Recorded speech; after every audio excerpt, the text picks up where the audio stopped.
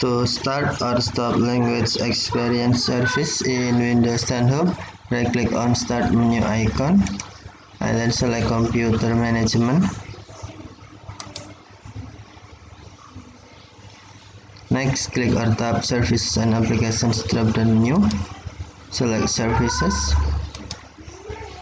Scroll down Services screen.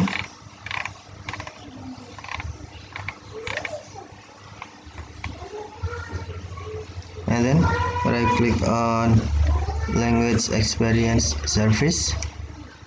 To start, select Start, or to stop, select Stop.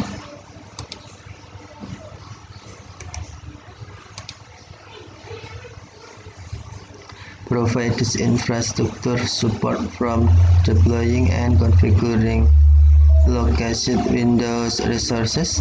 This service is started on demand, and if disabled, additional Windows language will not be deployed to the system, and Windows may not function properly. Okay, thank you for watching. Have a nice day.